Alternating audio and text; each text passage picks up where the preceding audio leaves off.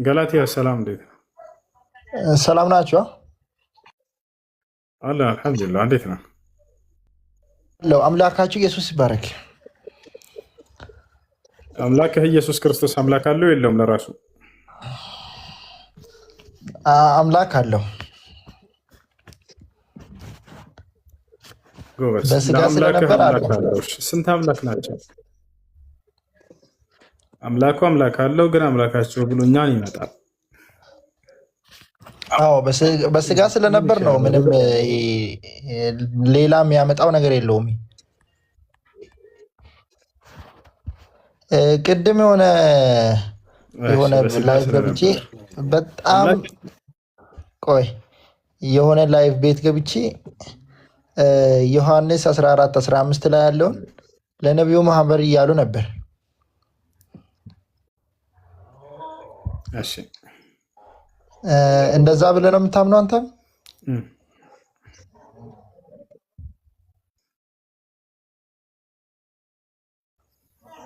ያው ስለ እርሳቸው ይናገራል። አጽናኙ ነቢዩ ማህበር ነው። አዎ፣ በእርሳቸው ላይ አጽናኝ ስለተሰጣቸው የሚያጸና ቃል ስለተሰጣቸው አጽናኝ ተብሏል። እሺ እሺ። ባይዘወይ እንደኔ አስተሳሰብ ምንም ሼም ጨረሳችሁ። በቃ እንደዛ ብዬ ነው የምወስደው። ክርስቲያን ነህ ገላትያ? አዎ አዎ። እሺ፣ ኢየሱስ ክርስቶስ ሃይማኖቱ ምን ነበር? ሃይማኖት የለውም። ቆይ ቆይ፣ ወደዛ አትለፍ። ይሄን ጨርስ። አትዘዘኛ እንዴ። ከይቅርታ ጋር መተሃል እያስተናገርንህ ነው። ድንበር እያለፍክ ቢሆንም ድንበር እንዳለፍክ የሚገልጹ ቃላቶች ቢኖርህም፣ ስለዚህ አሁን መተህ በሰው ቤት አዛዣት ክርስቲያን እንድትሆን ኢየሱስ ክርስቶስ አዞሃል ወይንስ አላዘዘህም? ወይንም የቀደሙት ነቢያቶች ወይንም እግዚአብሔር አይ የክርስትና ሃይማኖት እንድትከተል ወይንስ በራስህ ነው ዝም ብለህ በነፍስ ክርስቲያን ያልከው? ምን አይነት ጥያቄ ነው ይሄ? ክርስቶስ እኮ ክርስቲያን ሆኖ ምናምን ብሎ አይደለም የሄደው። በእርግጠኝነት እኔ እውነትና ሕይወት ነኝ ብለዋል። ክርስቲያን ማለት ደግሞ እሱን የሚከተል ሰው ነው። እሺ፣ እግዚአብሔር ክርስቲያን ሆኖ ብሎ ያዘዘበት ቦታ አለ ወይም ክርስትና ሃይማኖትን ተከተሉ ብሏል እግዚአብሔር? አንተ ሃይማኖት ምንድን ነው? ስለ ክርስቲያን ነኝ ስላልክ አይ እሱን ስለሚከተል ነው ክርስቲያን የተባልኩት እንጂ እግዚአብሔር ክርስቲያን ሆኖ ብሎ ያዘዘበት ቦታ የለም። ቃል በቃል አይደለ? አዎ ካለለ መሆን አይቻልም ማለት ነው። ጎበስ። ስለዚህ እግዚአብሔር አላዘዘውም። ይሄ ሰው ግን ክርስቲያን ነው። እሺ፣ በመጽሐፍ ቅዱስ ስንት አምላክ አለ? አንድ ኢሃድ። ያ አንድ አምላክ ማን ነው? እንደ መጽሐፍ ቅዱስ አንድ አምላክ የተባለው አንዱ አምላክ ያህዌ ነው። ያህዌ አዶናይ ኤሎሄኑ።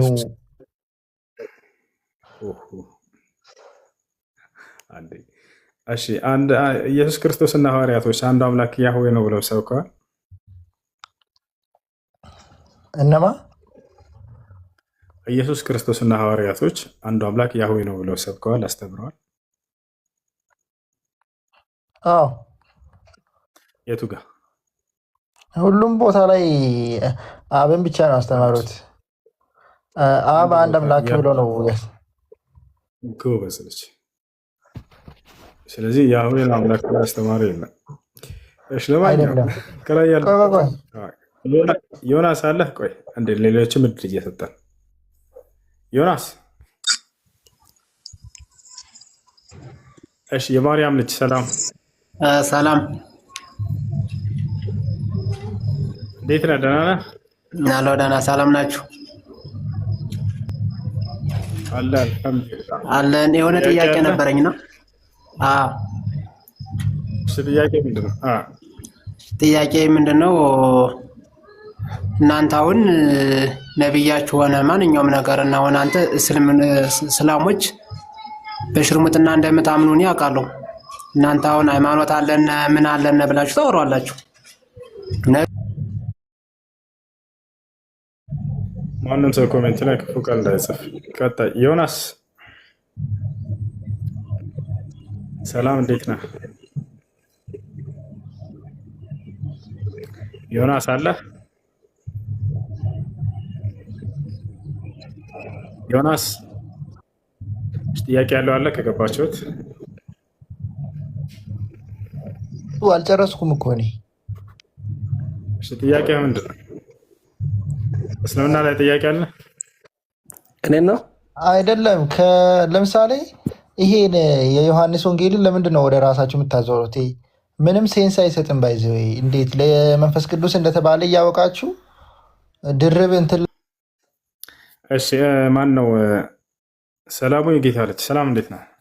ጥያቄ አለ? እሱ ደህና ነኝ አለ አለ አልሐምዱሊላህ። እሺ ጥያቄ ምንድን ነው? አይ በክርስትና ስንት አምላክ ነው ባለ ምናምን ብለህ ስለኝ። እሺ ማን ነው? እሺ በክርስትና ስንት አምላክ ነው ያለው? መለስ ችግር የለም። ያው በክርስትና አንድ አምላክ ነው ያለው። ያ አንድ አምላክ ራሱን በሶስት መንገድ ገልጧል። ማን ይባላል? አንዱ እግዚአብሔር ራሱን በሶስት መንገድ ወይ አብ፣ ወልድ፣ መንፈስ ቅዱስ በዛ በሶስት አካላት ተገልጧል። አካል ስንል ጨርስ ይቅርታ። ሰላም ቀጥል።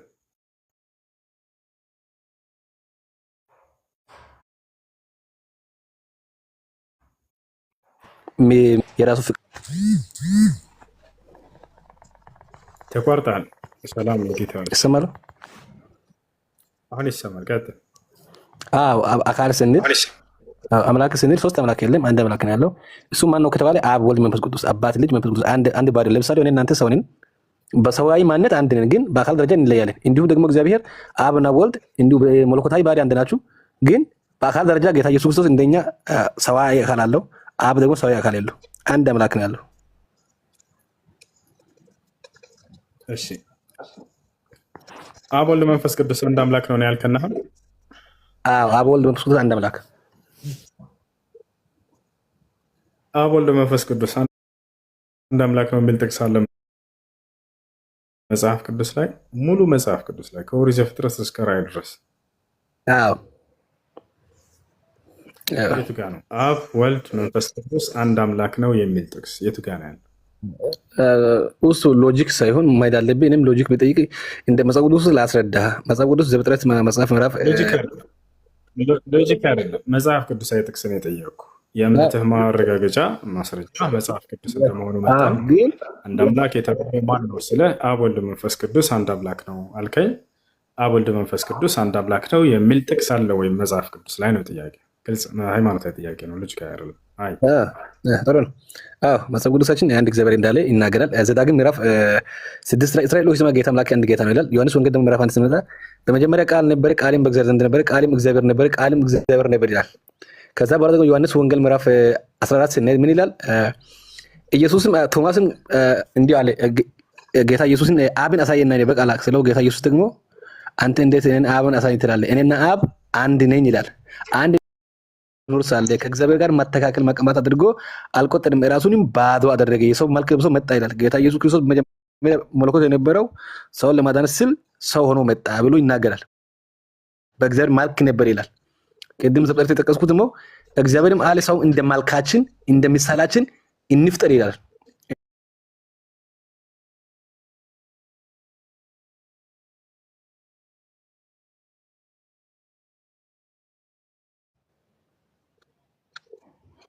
እሺ አሁን ጥያቄው ግልጽ ነበር። አንድ አምላክ የተባለው መጽሐፍ ቅዱስ ላይ ማን ነው ስለ አብ ወልድ መንፈስ ቅዱስ ነው አልከኝ።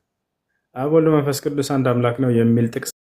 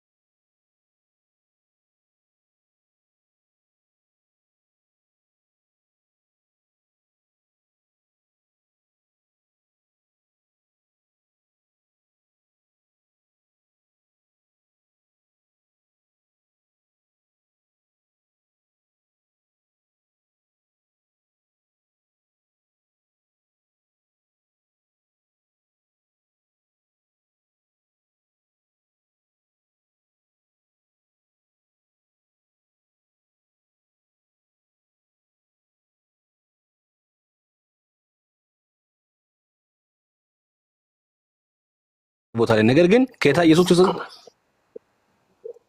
ወይ ውስጥ አክታት አድርገኝ ችግር የለብኝ ሰው ችግር የለብኝ። እኔ እውነት ነው የማወራው። እኔ ጴንጤ ነኝ። መጽሐፍ ቅዱስ የምለው ነው የምለው ማይለውን አልነግርም። ኃጢአት ስለሆነብን ማለት ነው። በጌታ ነህ እንዴ? አዎ በጌታ ነኝ። አይ ይቀጥልሽ እንደሱ ከሆነ ስለዚህ አብዛኛው ቦታ ላይ እግዚአብሔር ግን ማለት የቃሉ ትርጉም ገዢ ማለት ነው። ራዕይ ዮሐንስ ላይ የምድር ነገስታት ኢየሱስ ክርስቶስ ይላል። ገዢ ማለት ነገስታት፣ ገዢ ማለት እግዚአብሔር ማለት ነው። ቃሉ አማርኛ አይደለም። እግዚአብሔር የሚለው ቃል ግዕዝ ነው። ወደ አማርኛ ሲተረጎም ምንድነው? ገዢ ማለት ነው። ሁሉን የሚችል ሁሉን የሚገዛ እንደማለት ነው። ስለዚህ ጌታ ኢየሱስ ክርስቶስ ሲወለድ መልአኩ ወደ ማርያም መጥተው ወንድ ልጅ ትወልጃለሽ፣ ስሙንም ኢየሱስ ላይ እሱም ሕዝብን ከኃጢአት ያድናል። ደግሞ ጌታ መልአክም በያዕቆብና በእስራኤል ቤት ላይ ይነግሳል ይላል። ይነግሳል፣ ይገዛል ይላል። ደግሞ መንግስቱም የጸናች ትሆናለች ይላል። ይሄ ማለት ያ ገዢ ነው። መልአኩ ገብርኤል ራሱ ኢየሱስ ሲወለድ ምን ብሎ መሰከረ? ሉቃስ ወንጌል ምዕራፍ 2 ላይ እነሆ ዛሬ በዳዊት ከተማ ክርስቶስ ጌታ የሆነው ተወልዷል ይላል። ያ የተወለደው ሰው ብቻ አይደለም፣ ጌታ የሆነው ነው ክርስቶስ። ኢየሱስ ክርስቶስ ሰው ለማዳን እንጂ ሰው የሆነው ሰው አልነበረም። በብሉይ ኪዳን ዘመን ኢየሱስ ክርስቶስ ቃል ሆኖ ነበር እንጂ እንዲሁ እኛ ስጋ ለብሶ ሲመጣ ነው ሰው የሆነው። ስለዚህ ከአብ የተለየ አካል አይደለም፣ አምላክ አይደለም፣ የተለየ ግን አካል ነው። ጥያቄ ካለ የፈለከውን ጠይቅ። ችግር አምላክ ነው እያልከን ነው። ኢየሱስ አልፋና ኦሜጋ። አንድ ይቅርታ ለ30 ሰከንድ ሰማይና ምድርን የፈጠረ አምላክ ነው ኢየሱስ።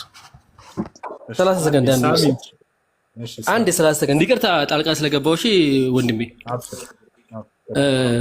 እንደዚህ እንትን ስታስገባ ገስት ላይ ልክ እናንተ ጋር ማን ነው እፎይ እንደሚለው አቂዳህን ላይ ይበሉ መጀመሪያ ምልብ በስመ ክርስትና በፕሮቴስታንትም ያሉት በኦርቶዶክስም ያሉት በክርስትና ስም ስለሆነ የሚጠሩት ያ ላይ መጀመሪያ ግራውንድ ይዘህ ከዛ በኋላ ያለውን እንደነሱ አስተምሮ ብታረግ ብዬ ነው። ሶሪ ጣልቃ ስለገባው ቀጥሉ። ችግር የለም ተባረክ። እሱ ቀጥል፣ ጠይቅ የፈለከውን ስለ ክርስቶስ መለኮታዊ ባይ የፈለከውን ጠይቅ። የምጠይቀው ጥያቄ አንድ የዓለም ፕሮቴስታንት መምህርና የኦርቶዶክስ መምህር መልስ የሌለውን ጥያቄ ነው የምጠይቀው። መጽሐፍ ቅዱስ ለምሳሌ የክርስትና መሰረት አብ ወልድ መንፈስ ቅዱስ አንድ አምላክ ነው የሚል ነው። አብ ወልድ መንፈስ ቅዱስ አንድ አምላክ ነው የሚል ጥቅስ አምጣ አልኩኝ። የትም ልታመጣ አትችልም። የለም ብለኸኛል አንተ። ሁለተኛ ጥያቄ ኢየሱስ ክርስቶስ እኔ አምላክ ነኝ ብሎ አስተምሯል? ሲያስተምረው ምድር ላይ አንዲት ቦታ ላይ ኢየሱስ ክርስቶስ ስማኝ፣ ኢየሱስ ክርስቶስ ዮሐንስ ወንጌል ለምን እኔ ስለራሴ ቢመሰክር ምስክር ልክ አይደለም፣ ስለ እኔ ቢመሰክር ሌላ አለ ብሎ ሌላ አሳይቷል። አንደኛ ዮሐንስን፣ ሁለተኛ ደግሞ እርሱን የላከው አብ ነው። እርሱ ግን እንዲሁም ዮሐንስ ወንጌል ምዕራፍ 13 ላይ ቁጥር 13 ላይ እናንተ ጌታና መምህር ትላላችሁ እንዲሁ ነኝና ይላል። እናንተ ጌታና መምህር ትላላችሁ እንዲሁ ነኝና ይላል። ስለዚህ ሰላም ወይ ጌታ ኢየሱስ ክርስቶስ እኔ አምላክ ነኝ ብሎ አስተምሯል ወይንስ አላስተማረም? ምን ታደርጋለህ መሰለህ? አስተምሯል ከሆነ ቆይ አንዴ አስተምሯል ትለናለህ። አላስተማረም ከሆነ አላስተማረም ትለንና ወደ ቀጣዩ ሀሳብ ትሄዳለህ። አስተምሯል ካል ከዚህ ምዕራፍ ላይ እኔ አምላክ ነኝ ብሎ ያውና አስተምሯል ትለናለህ። ገብቶሃል አይደል? ጊዜ ለመቆጠብ ኢየሱስ ክርስቶስ በመጽሐፍ ቅዱስ ላይ እኔ አምላክ ነኝ ብሎ አስተምሯል አላስተማረም? ቀጥላ አስተምሯል። የትኛው ወንጌል ላይ ነው? የትኛው ምዕራፍና ቁጥር ላይ ነው እኔ አምላክ ነኝ ብሎ አስተማረው? ዮሐንስ ወንጌል ምዕራፍ 3 ቁጥር 16። ዮሐንስ ወንጌል ምዕራፍ 3 ቁጥር 13 3:13 ላይ እንሂድ። እኔ አምላክ ነኝ ብሏል ኢየሱስ። አዎ እኔ ላምብልኝ ችግር የለም። እሺ አንብበው። ዮሐንስ ወንጌል ምዕራፍ 3 ቁጥር 13 ላይ አንብበው። ምን ይላል? እናንተ ጌታና መምህር ትላላችሁ እንዲሁ ነኝና ይላል። እንዲሁ ነኝና ይላል። ጌታ ማለት ገዢ ማለት ነው።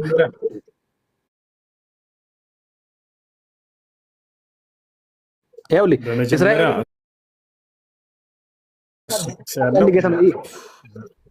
እሱ በጌታ ስም መረጋጋት። አንዴ አሁን ያልከው ጥቅስ እሱን ምዕራፍና ቁጥር ላይ አይደለም መጀመሪያ የሚገኘው። ዮሐንስ ወንጌል ምዕራፍ 3 ቁጥር 13 ላይ አይደለም። የት ነው ያለው? ዮሐንስ ወንጌል ምዕራፍ 13 ቁጥር 13 ላይ ነው የሚገኘው። እኔ ታምናለሁ። በፈጣሪ በጌታ ስም አንዴ መረጋጋት። ጌታ ይገስጸን። እሺ ከይቅርታ ጋር እንዳይባል እሺ ጌታና መምህር ትሉኛላችሁ እንዲሆነኝና አለ ኢየሱስ። እኔ አሁን የጠየቀው ምንድን ነው? እኔ አምላክ ነኝ ያለበትን ጥቅስ ነው። እሺ እኔ አምላክ ነኝ ያለበት ጥቅስ ካለ ስጠን፣ እርሱ ከሌለ ጌታ ተብሏል ግን ትለንና ከዚያ ወደ ጌታ ደግሞ እንቀጥላለን። ጌታ ብዙ ትርጓሜ ስላለው በመጽሐፍ ውስጥ ጌታ ማለት አምላክ ማለት ነው። ጌታ እስራኤሎች ስማ ጌታ አምላክ አንድ ጌታ ነው ይላል። ይሄ ማለት አምላክ ማለት ነው። እሺ ጌታ ከተባለ መጽሐፍ ቅዱስ ላይ አምላክ ማለት ነው አይደለ? ሌላ ትርጓሜ የለውም። ኖ ሌላ ትርጓሜ ስለ ኢየሱስ ክርስቶስ ጌታ እሱ ነው እንጂ አንዳንድ ሰው ለምሳሌ በብሉይ ኪዳን ዘመን ኖ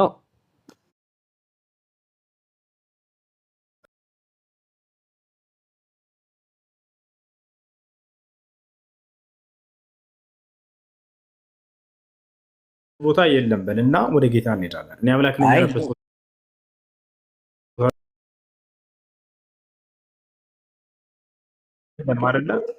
አለ ጌታ ጌታ ይሄን ብሏል። እኔ አምላክ ነኝ ብሏል። እኔ ጌታ ነኝ መምህር ብሎኛል። ጌታ ነው እሱ። እኛ ጌታ ኢየሱስ ጌታ ብለን ነው የምናምነው።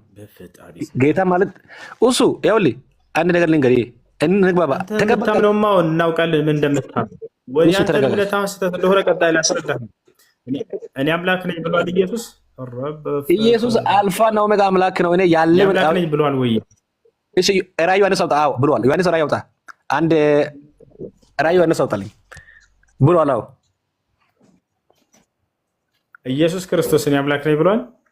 አዎ ብሏል። ዮሐንስ ራዕይ አውጣ። አዎ ዮሐንስ ራዕይ እሺ ቁጥር ስንት?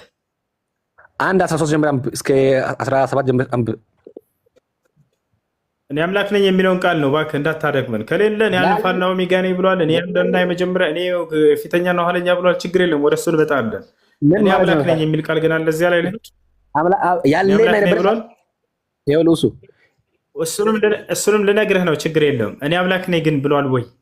እሺ አዳምጠኝ። እንትን አታድርገህ አፈና እንደ ቅድም ተወያይ። እኔ ስርዓት ያለበት ነው ብዬ ነው ያሰብኩት።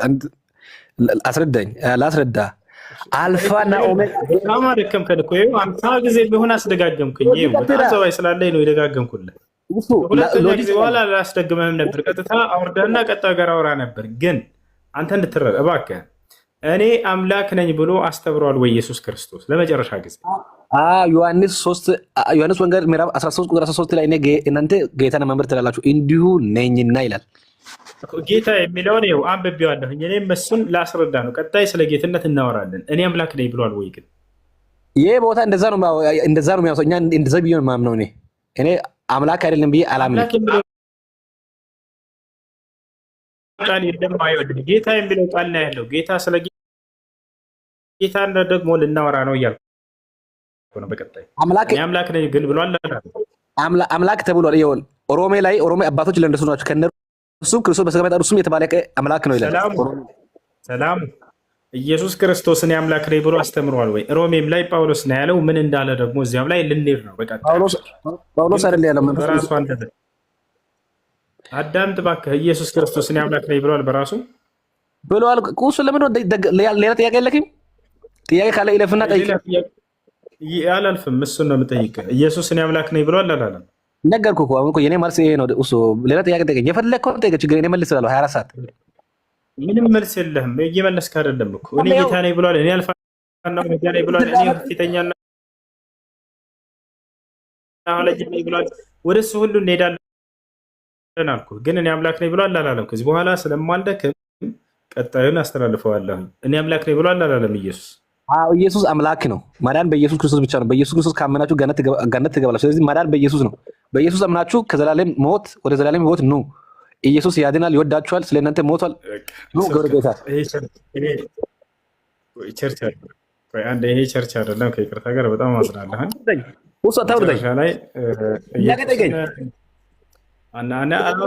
አላወርድህም፣ ችግር የለውም። ግን ጠይቀኝ የፈለከው ኢየሱስ ክርስቶስ እኔ አምላክ ነኝ ብሎ ያስተምራል። በፈጣሪ የፈለኩትን ብጠይቀህ ምን ዋጋ አለው? መልስ የለም እኮ መልሳለሁ። ምንም ጠይቀኝ፣ ችግር እኔ መልስ አለኝ። ምንም ጠይቀኝ፣ ስለ ክርስቶስ ኢየሱስ ምንም ጠይቀኝ። እኔ ዋናው ነገር ክርስቶስን አምላክ አድርጋችሁ ስለያዛቸው ክርስቲያኖች ይህን ትምህርት እርሱ አስተምረዋል ወይ? ቁማችሁ አስቡበት። እኔ ልምከራችሁ። በክርስቶስ ትምህርት የማይኖር አምላክ የለውም ይላል መጽሐፍ ቅዱስ። እባክህ አንድ ቤት አድርገህ በፈጣሪ ስም አንድ አዳምጥ። የክርስቶስን አምላክነት ከማንም በላይ ሊሰብካቸው የሚገባው ራሱ ነው። ክርስቶስ የተወው ነገር የለም ሁሉን አስተምሬያለሁ ብሎ መጽሐፍ ቅዱስ ላይ ተናግሯል። ዮሐንስ ወንጌል ምዕራፍ 18 ቁጥር 20 ላይ የሰጠኸኝን ቃል ሁሉ ሰጥቻቸዋለሁኝ ያስቀረሁት የለም ብሏል። እነዚህም ሐዋርያቶችም ተቀብለውኛል ብሏል። ክርስቶስ በተሰጣቸው ትምህርት ላይ ለሐዋርያቶች እኔ አምላካችሁ ነኝ አምልኩኝ ብሎ አስተምሯል ወይ? ፈልጉ። ይሄ ቀልድ አይደለም፣ ይሄ ህይወት ነው። ነገ ሞት አለ፣ ከሞት በኋላ ከአምላክ ፊት መቆም አለ። ክርስቶስ እኔ አምላክ ነኝ አምልኩኝ ብሎ አስተምሯል ወይ ብላችሁ ብታዩ ሄዳችሁ መጽሐፍ ቅዱስ ላይ በፍጹም ይሄን አላለም። ነገር ግን አምላክ እንዳለው አስተምሯል። ዮሐንስ ወንጌል ምዕራፍ 20 ቁጥር 17 ላይ ለመግደላዊት ማርያም ምን አላት? ወደ ወንድሞቼ ሄደሽ ወደ አምላኬ ወደ አምላካችሁ እሄዳለሁ ብሏል ብለሽ ንገሪያቸው አለ። አድርጋለሁ ብሏል ብለሽ ንገሪያቸው አለ። ወደ ማን እሄዳለሁ አለ? አንድ የሚዩት አድርግ እባክህ። ወደ አምላኬ ወደ አምላካችሁ አለ። እሱ አምላክ እንዳለው እኛም እናምናለን። እኛም እናምናለን ኢየሱስ አምላክ እንዳለው እኔ ልንገርህ። ስለዚህ አምላክ ካለው ለምን እርሱን ታመልከዋለህ? እኔን አምላክ አላለም ክርስቶስ። ስለዚህ አምላክ አለው እሱ እናንተ እንደገና ማውራ እንጂ ምንድን ነው እንትን የምታደርገኝ የሚታፍኑኝ? ኢየሱስ በስጋ አምላክ እንዳለው ኤፌሶን ምዕራፍ 1 ቁጥር 3 ላይ በክርስቶስ በሰማያዊ ስፍራ በመንፈሳዊ በረከት የባረከኝ የጌታችን የኢየሱስ ክርስቶስ አምላክና አባት ይባረክ ይላል። እኛ እኮ እናምናለን መጽሐፍ ቅዱስ የሚለው ግን አንተ ይብላል ክርስቶስ ሙሉ መጽሐፍ ቅዱስ ስለ ክርስቶስ አምላክነት ነው የሚያወራው። ሙሉ መጽሐፍ ቅዱስ ማለት ነው። እሺ ኢየሱስ እኔ አምላክ ነኝ አምልኩኝ ብሏል እርሱ? ኧረ እሱ ሌላ ጥያቄ የለም። ጥያቄ ከሌለኝ ወይ አውርደኝ፣ አትልፋ። አንተ የምትፈልገው ሴቶችን መመለስ የማይችሉትን ነው። እኔ የፈለግኩን ጠይቅ ብዬ አጠይቀኝ። ሴቶች ምንድን ነው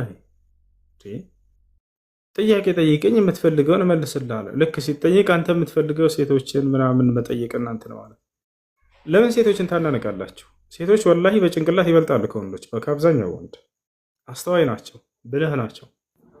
ሴትን ለምን አናነቃቸው እንደምታይ አይገባኝም። ሴት በጣም አስተዋይ ነች። ሴት በጣም ብልህ ነች፣ ልታውቋት። እጅግ በጣም የምጡቅ አእምሮ ባለቤት ነች፣ ትበልጣቸዋለች።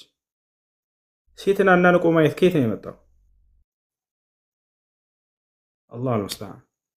እሺ ሳሚ ሰላም። አቤት። እሺ ሰላም ነው። አንዴ ልግባ። ጣልቃ ትግባ። ማነው ፍጹሜ? ሳሚ ጨርሰና እግዚአብሔር ይመስገን።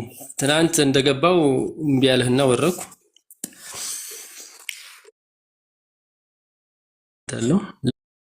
ለማወቅ ስለሆነ የምጠይቅህ። እሺ አብሽር። ጥያቄ ምንድን ነው? እሺ አንደኛ አላህ የሚለውን ቃል እስላምና ሙስሊም የሚሉትን ሶስቱን ነገሮች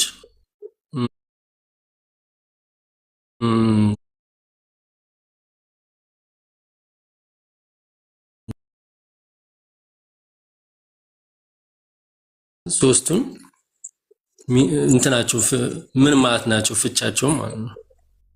እቺን እንድትመልስልኝ ከዛ በኋላ ካለ እናወራለን።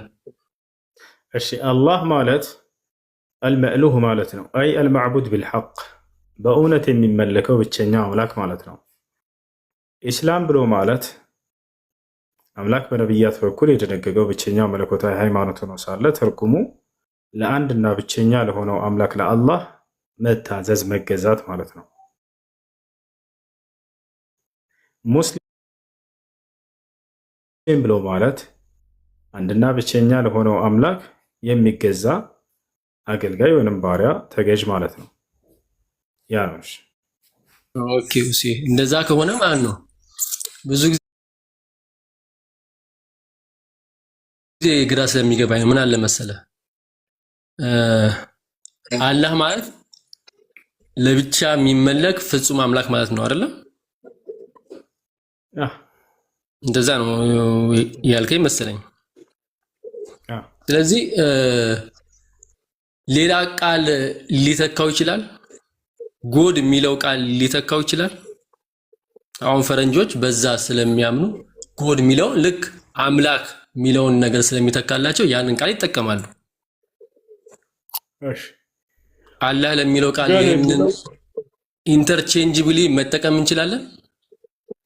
አይተካም። አምላክ የሚል ነው እርሱ ትርጓሜው። አምላክ የሚለው ደግሞ በእንትን አልኢላህ ማለት ነው አምላክ።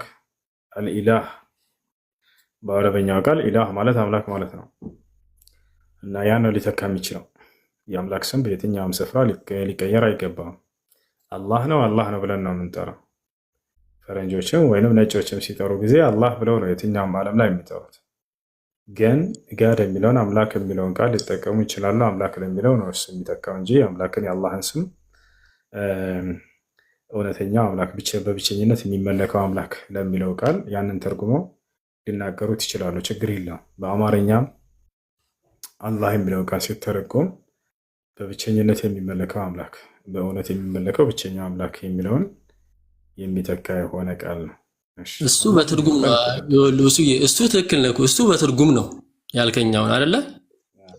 ያንን ትርጉም የሚተካ ስም ነው ያልኩ። ያንን ትርጉም አሁን እኛ ወደ እኔ መታውን ብጣውን ለምሳሌ ግን በዕብራይስጥ በሐረብ በሌሎችም በዛን ዘመን በነበሩ ቋንቋዎች የተለያዩ ስሞች አሉ። አላህ ሏ ተጠቅሞ የሚጠራ ስም አለ። አላህ የሚል ወይ ደግሞ ኤሎሄ የሚል ስም ይተካዋል። አላህን ኤሎሄ የሚል ስም ኤሎሄ ማለት የምን ቋንቋ ነው? ትርጓሜው ምንድን ነው? አይ እኔ ባቆ መቼ ነግረሃል ነበር። እኔ እኮ አንተ ነው አሁን እየጠየቁ ያለሁት ይተካዋል ወይ እነዚህ ነገሮች። ምናልባት ስለምታነብ ብዙ ነገሮችን ሰርች ስለምታደርግ ሜቢ ከኔ የተሻለ ኖሌጅ ይኖራል ብዬ ስለጠበቅኩ ነው። እሺ ኤሎሄ ኤል ከሚለው ቃል ነው። ኤል የሚለው ቃል አምላክ አላህ በዕብራውያን ለነበሩ ነቢያቶች ያሳወቀባቸው የሆነ መጠሪያ ነው። ኤል ማለት አምላክ ማለት ነው። ኤሎሄ ስል ጊዜ አምላኬ እንደማለት ነው። ታዲያ ይሄን ዕብራውያን ነቢያቶች ይጠቀሙት ነበረ። አምላክ አላህ ስብሐነ ወተዓላ ይሄንን በቁርአን ላይ ሊተካው የሚችለው ምንድን ነው ከተባለ ይሄንን ኢላህ የሚለው ነው፣ አምላክ የሚለው ነው። ኢላሂ፣ ኤሎሄ፣ ኢላህ፣ ኤል የሚለው በእነርሱ ሲሆን በእኛ ደግሞ ኢላህ ኤሎሄ ሲሆን ጊዜ በወደ አረበኛ ሲመጣ ጊዜ ኢላህ የሚለው ኢላሂ ማለት ነው፣ አምላኬ ማለት ነው። ኤሎሄ ማለት አምላኬ፣ በአረበኛ ደግሞ ኢላሂ ማለት አምላኬ ማለት ነው። ኤል ማለት አምላክ ማለት ነው በዕብራይስጥ፣ በእኛ ጋር ደግሞ ኢላህ ማለት ነው፣ አምላክ ማለት ነው። ስለዚህ ክርስቶስ አምላኩን አላህን በዚህ ይጠራ ነበር፣ ኤሎሄ እያለ ይጠራ ነበር። በእኛ ደግሞ ኢላሂ ብለን እንጠራለን፣ ኢላሂ እንላለን፣ አምላኬ እንደማለት ነው።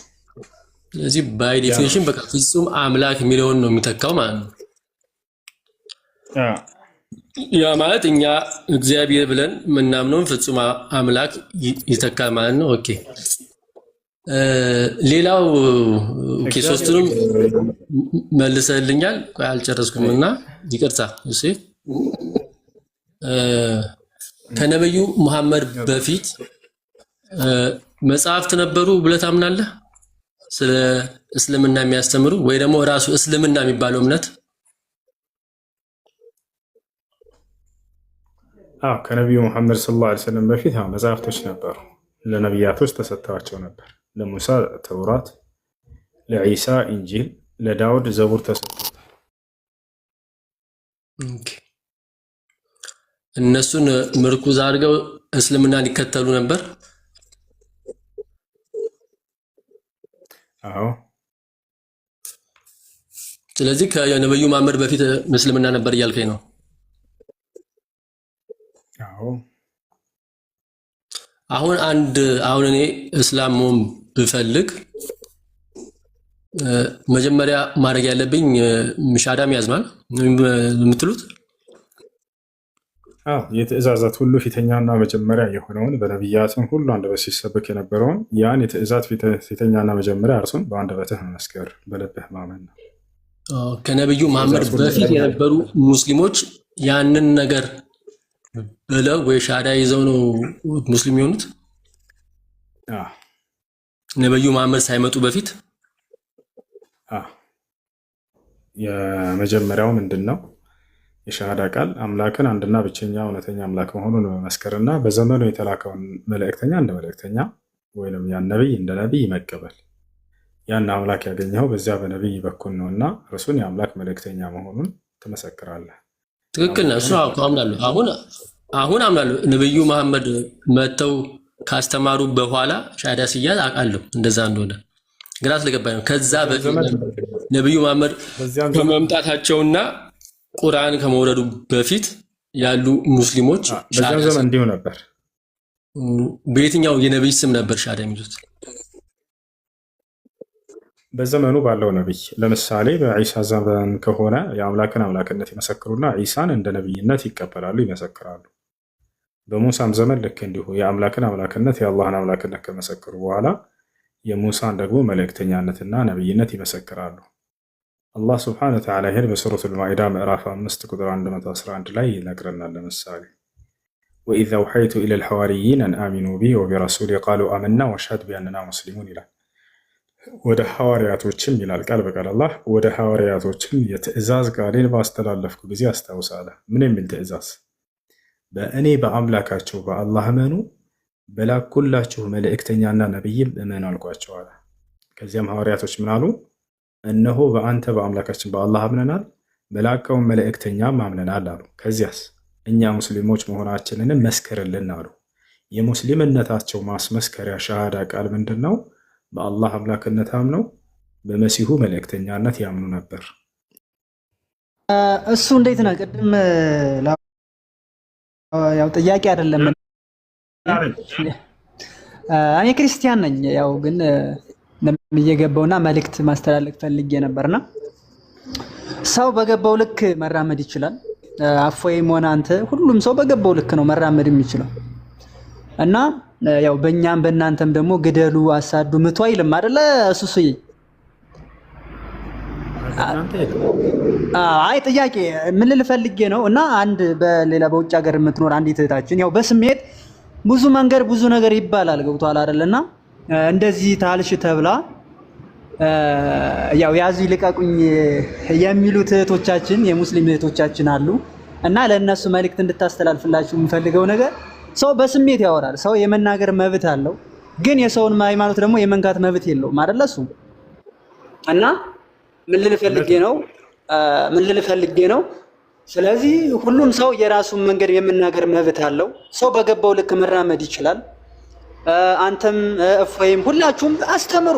ማስተማር ግን መብታችሁ ነው። ለጊዜ አትሻማ ኖ አይ ጥያቄ አይ ነው ትክክል ጠይቅና ወጣሽ ሰዓት ስለሌለን እሺ ነው ማለት ጥያቄ ምንድነው እንደዚህ አታድርጉ ጥሩ አይደለም። ሰው የራሱን መንገድ የመናገር መብት አለውና ያው መጥፎ ነገር ስሜት አታስቡ ለሰው ልጅ ለማለት ያክል ነው እና ይሄን ነው ለማለት የፈለኩት። ጥያቄ የለኝም። ሰክናል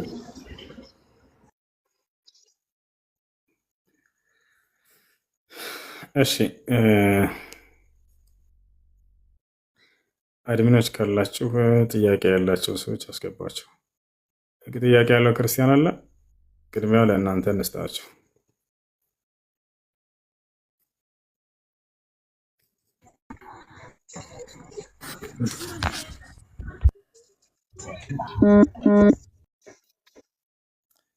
ገላትያ ጥያቄ አለ? ጥያቄ ፈቀድልኛል? እስኪ ይቅርታ ግን ይቻላል። እኔ ጥያቄ እስቲ ቆይ ተራ ሆቴል ጀምሯል። ምን አለ መሰለህ ወንድም አለም እኔ ስኖር አሁንም ባለውበት ሙስሊም ክርስቲያን ባለውበት ነው። እኔ በጣም ጥሩ ሆነንም እየኖርን ነው። ግን ያንተና የፎይ ክርክር ግን የመበሻሸቅ ካልሆነ እውነቴን ነው ብለህ የፎይም ክርስትና አያስተምርም፣ ያንተም እኔ ሙስሊሞችን ያስተምራል ያልገምትም። ምክንያቱም የመበሻሸቅ ነው። በቃ የመበሻሸቅ እንዳይሆን እኔ በዚህ በኩል እኔ በጣም ደስተኛ አይደለሁምና ይሄን ብታስቡበት ለማለት ነው። አመሰግናለሁ። እሺ ከኔ መበሻሸቅ የመሰለህ ወረድክ እንዴ? ወረድክ?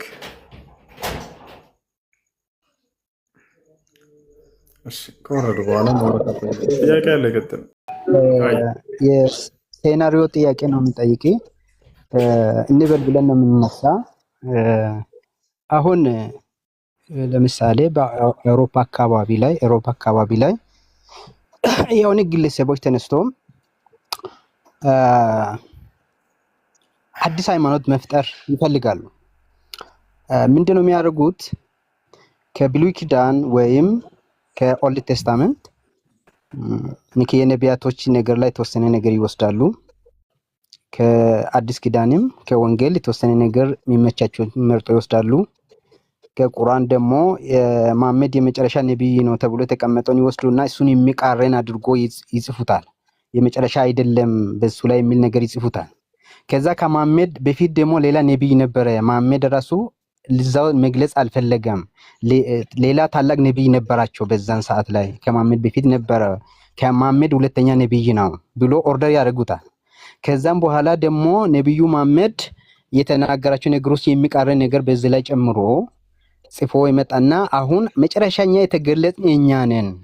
መጨረሻ አውሮፕላ ላይ ያለው ለኛ ነው አላህ ወይም እግዚአብሔር የፈጠረን ብሎ የአላህ ወይም የእግዚአብሔርን ስም የሆነ ወይ ጋዲዝም ፍቅሪዝም ብሎ እንደተጀመረ የሆነ ድምጽ ስም ሰጥቶ ትርጓሜም ይሄ ነው ብሎ አስቀምጦ ሃይማኖት ከፈጠረ ያ ግለሰብ ለኔ ፈጣሪ ተገልጦልኛል፣ ይሄው የሆነ ጫካ ላይ ቁጭ ብሎ ይሄን ሁሉ ጨርሶ ተገልጦ በረሃ ነው እኔን ወስዶ መላኩ ጣለኝ። በዛን ሰዓት ገብርኤል ነበር፣ እሱ ደግሞ ሚካኤል ነው ብሎ ሊመጣ ይችላል። ሚካኤል ገልጦኝ ከፈጣሪ ጋር ተገናኝቼ ይሄን ሁሉ መጽሐፍ አወረደኝ፣ ይሄው እንዳለ ይሄ ነው ብሎ ቢሰብክ ከሱ ነው ሰማኑና ምን ማረጋገጫ አለን? ያ አውሮፕ ሰውዬ አውሮፕ ላይ መቼስ ነብይ ተነስቶ አያውቅም። ፈጣሪ ስለዚህ መረጠኝ አውሮፕ ላይ በርካታ ዓለማት እንዲሰብ አድርጎኛል ብሎ ቢመጣ ምን ማረጋገጫ አለ ትክክል አይደለም ለማለት? ምክንያቱም ፈጣሪ ነው እኔ ገለጠኝ ነገረኝ ምናምን ብሎ የተወሰኑ ልጆችን አሰልጥኖ ከተለያየ ዓለማት ቢበትንና ቴዎሎጂ ቢጀምር ትክክል አይደለም ብለን ለመከራከር ምንድነው ማረጋገጫ? ሰውየው እንደሱ ብሎ ሲገለጥ ይዘውና ወደ እኔ የዛኔ መልስለታለሁ። ቀጣይ ጥያቄ ያለው